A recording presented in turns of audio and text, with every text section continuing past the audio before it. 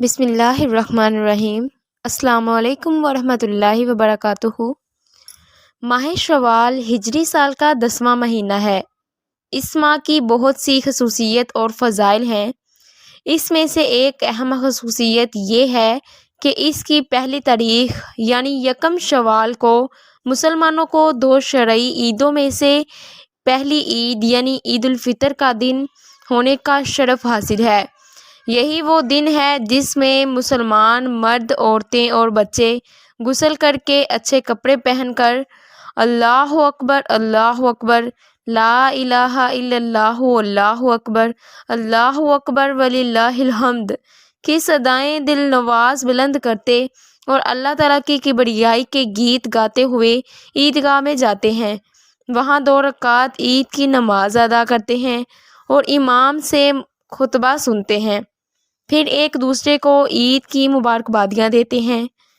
ماہ شوال کی دوسری خصوصیت یہ ہے کہ رمضان کے روزوں کے بعد اگر کوئی اس ماہ میں 6 روزے رکھ لے تو اسے پورے سال کے روزوں کا ثواب ملتا ہے۔ سبحان اللہ۔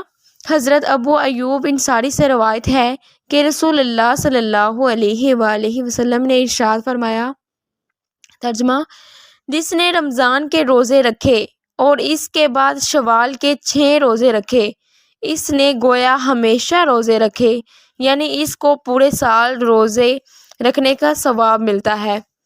ماہ شوال کی تیسری خصوصیت یہ ہے کہ اس کا شمار اشہر حج میں ہوتا ہے، جس کے بارے میں اللہ تعالیٰ کا ارشاد ہے، حج کے مقرر مہینے ہیں۔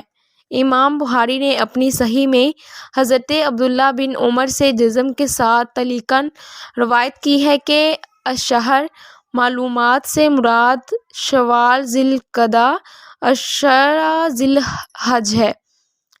اس سے معلوم ہوتا ہے کہ حج کے مہینوں کی ابتدا شوال سے ہوتی ہے۔ ماہ شوال کی چوتھی خصوصیت یہ ہے کہ اس ماہ شادی کرنا اور رخصتی کر کے نئی نویلی دلہن کو اپنے گھر لانا بہت سے علماء کے نزدیک مستحب ہے، اور اس کو شادی بیاہ کے لیے منحوس سمجھنا بالکل غلط اور جاہلیت کے امور ہے۔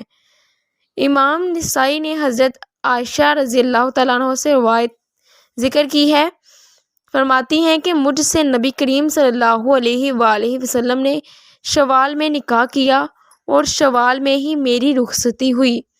آپ صلی اللہ علیہ وآلہ وسلم کی بیویوں میں سے کون سی بیوی رسول اللہ صلی اللہ علیہ وآلہ وسلم کے نزدیک مجھ سے زیادہ پیاری ہے؟ اور حضرت عائشہ رضی اللہ تعالیٰ عنہ پسند کرتی تھی کہ عورتوں کی رخصتی شوال میں ہو۔ اس ماہ کی 5ویں خصوصیت یہ ہے کہ رسول اللہ صلی اللہ علیہ وآلہ وسلم نے ایک سال رمضان کے آخری عشرے میں اعتکاف نہیں کیا اور وہ شوال میں اس کی قضا کی۔ سبحان اللہ۔